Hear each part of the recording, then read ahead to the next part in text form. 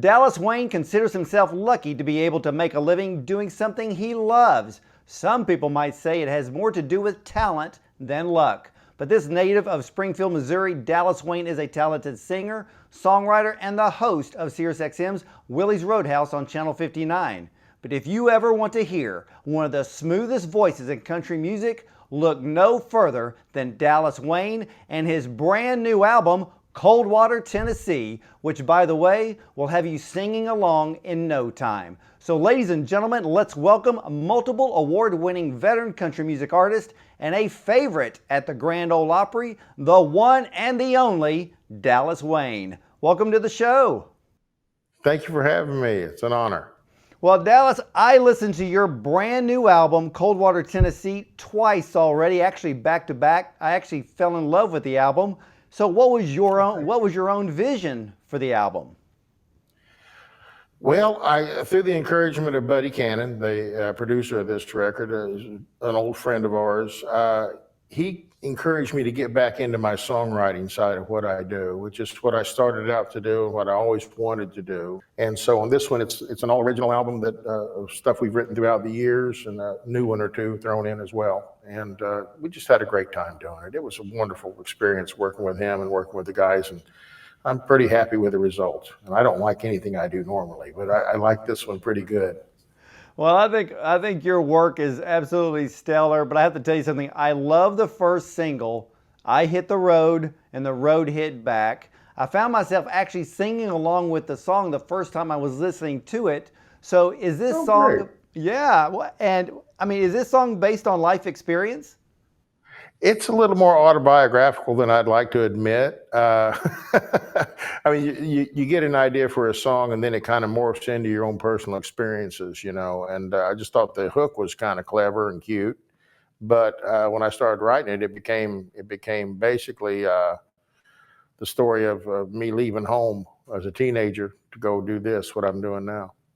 You know, I love that because I even left home when I was 18 years old, and you know, you go out there thinking you're going to conquer the world, and you want to conquer the world, but you never know. You know, you get bumps and bruises along the way. But the song is absolutely fantastic. And what I loved about Coldwater, Tennessee, the album itself, you kicked it off with the right song, because I love albums that come in with an upbeat, and that I Hit the Road and the Road Hit Back is a perfect intro to a wonderful album. It's a fun song to do. It's fun to do live, and on the record, it came out pretty good. It's a good way to start the record. I kind of think it kind of sets the tone maybe a little bit. Well, it actually does, because I know that as I was listening to the album, the song, he even brought her flowers with the iconic Whispering Bill Anderson. How did that song and the collaboration come about? The song had been laying in my drawer for quite a while. It was technically finished, but it wasn't, if you know what I mean. And I really wasn't happy with all I'd done on it. I loved the structure. I loved the hook and the idea. And I just really hit a brick wall. And so Bill Anderson and Buddy Cannon and I had been talking about doing some writing together for this project. And due to time constraints and stuff like that, we sort of ran out of time before it was time to actually start working on the record. So I gave them this song and said, "Can you fix this mess?" And they did. They did a great job. They cleaned it up to make it the song it is now. And it's one of my favorites on the record. Yeah, I found the song, especially the story within the song, to be very different than what we hear in country music. And it's just one of those songs that I can't wait for it to be played on the radio. I think everyone in the nation needs to hear this song, because it's the thing about your album. As I was listening to your album over and over again, I found it extremely refreshing to hear songs of heartbreak and lost loves, especially like in your song, That Should Be Me and You. Now, is that song your songwriting genius, or is that just a moment in your life put on paper? That is a pure fictional song. It was a scenario. I wrote that in Berlin, Germany, several years back. Was sitting at this cafe there at the hotel where I was at, out on the sidewalk having a cup of coffee and just killing time. And the idea came, and I'd started looking at this couple over there and just wondered, wonder what's up with those two. They look pretty happy and in love, and your mind sort of wanders and that kind of thing. And then the songwriter side of you kicks in, and you start thinking, I need a piece of paper and a pen, and that's kind of how that came about. Well, as I was listening to that particular song, I could literally envision you sitting down and, like you just said, literally staring at a couple. So I wasn't sure if it was, like you said, just songwriting genius or if it was a life experience. But, a lot of us, including myself, we people watch, and you always wonder when you're watching others what's going on in their life. And of course, with people like you, there's always a song to be found by watching others. I'm the guy that's going to be in the hotel lobby looking over your shoulder reading your paper. Don't be scared. I'm just trying to catch up on the news. But yeah, I like observing people, and you can draw from those experiences and make them your own somehow. And probably everybody that ever jilted me is in that song some way or another, even though I've been married for 34 years, so it's okay. I'm good now. I'm good. But well, we're even, because I'm going on my 35th this year. So congratulations. Yeah, you too. Well, I wanted to ask you something, because you just brought up the fact that you wrote this song in Berlin, Germany. Mm-hmm. And I was reading about some of your past where you had spent quite a few years in Europe and Scandinavia. Did that time overseas, did it kind of shape you as a songwriter? It gave me the luxury of writing. The winters in Helsinki, Finland are quite long and quite cold, and there's not much else to do but sit around and write songs. And it was a good time in my life to do so, because I had a set schedule as a touring artist where I'd be off the road for 2 or 3 weeks, and my wife would be off at her job, and I was just hanging around the house. I might as well go do something productive, and that did most of my writing. The bulk of my catalog started at least over there when I was over there in Finland. Well, you were working for a music publishing house, correct? Yes, I worked for the Warner Chappell office in Scandinavia there as a staff writer, and that also opened my eyes to not just write country things, which is what I've always done and what I'll always end up doing, but I also became familiar with and started writing a lot with other pop writers from Europe and that kind of stuff. And it really broadened my horizons a little bit.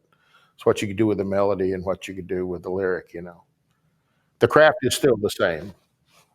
Yeah, I mean, for a lot of people watching, a lot of people don't understand the whole process of songwriting. And since you were working for a music publishing house, can you kind of walk us through as to what that's actually about when it comes to being a songwriter? I mean, do they kind of give you a quota on how many songs you need to write in a month?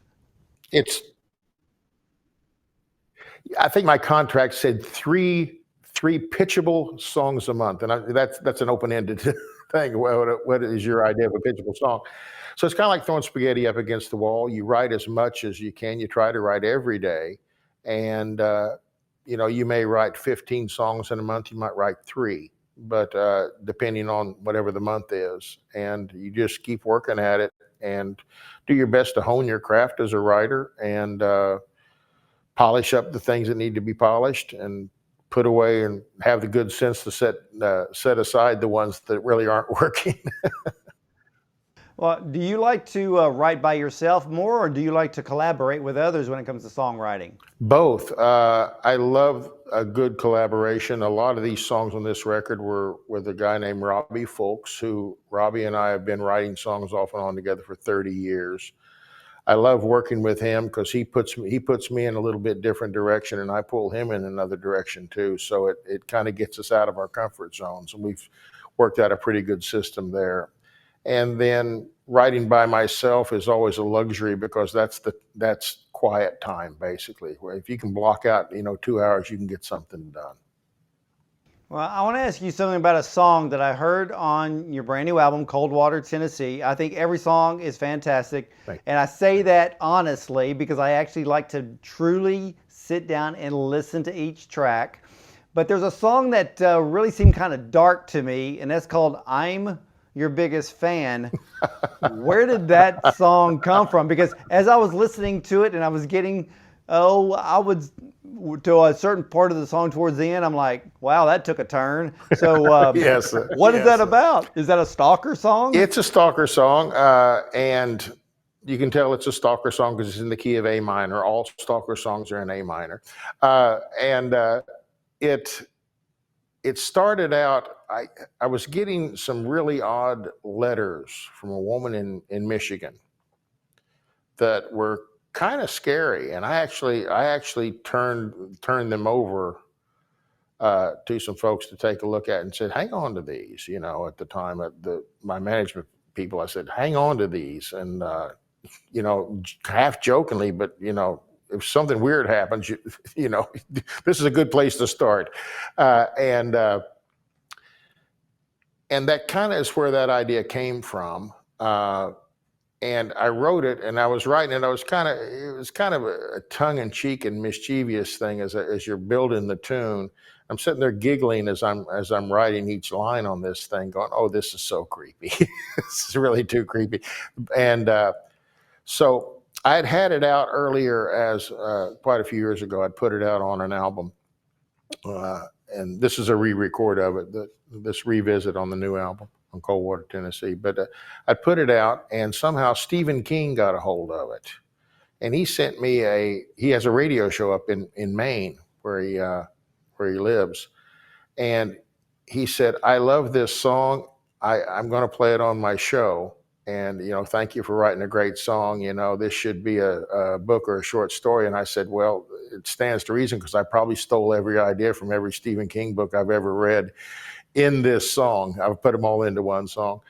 But I can honestly say that this is Stephen King's favorite song of mine that I've ever written.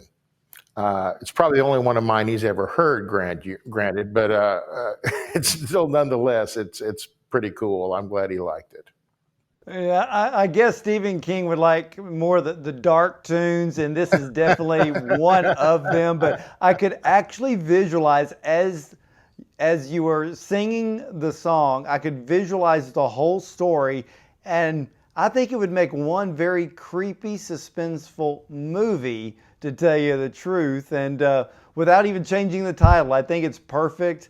But Wayne, wow, if I had to choose, and I say this honestly, sincerely from the heart, Dallas, if I had to choose an album of the year right now, it would actually be Coldwater, Tennessee. Oh. This is an absolute hit record to me. It is a breath of fresh air to hear real country music, and that every song is perfect for radio airplay. Even I'm Your Biggest Fan is a good one, but I Hit the Road and the Road Hit Back. That is a stellar single. But seriously, Dallas, I love the album, and I cannot wait to tell so many people to buy this record. Great. Ward, thank you. You made my morning. I appreciate it. It's a fun record, and I hope folks get a chance to hear it. Yeah, and ladies and gentlemen, let me tell you something. I want you to go buy Dallas Wayne's brand new album, Coldwater, Tennessee.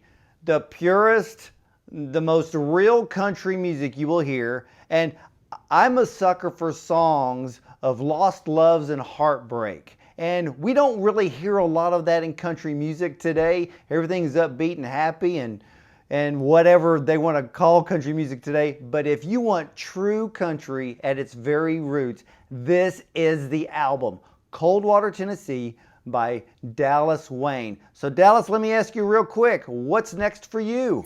Well, the radio thing obviously goes on and on SiriusXM. And we're hoping to get out more. COVID has changed a lot of things as far as touring. The touring scene goes for the last couple of years, but it's getting better, and the venues are getting a little bit of a handle on how to handle all of that. And it's a little bit safer if you're responsible to go out and enjoy a show. So we're hoping to get out more this spring and summer and do a little touring, which we haven't done in a couple of years on a regular basis.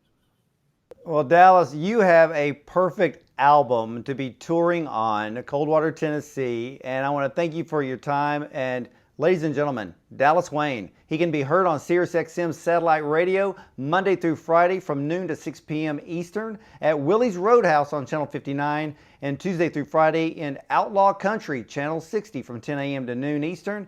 So again, and I will tell you this over and over again, be sure to buy your own copy of Dallas Wayne's new album, Coldwater, Tennessee, with the brand new hot single, I Hit the Road and the Road Hit Back. So Dallas, I want to thank you for joining us today. And ladies and gentlemen, I'm about to hit the road myself, but guess what? I'll be right back after these messages. Thank you, Ward.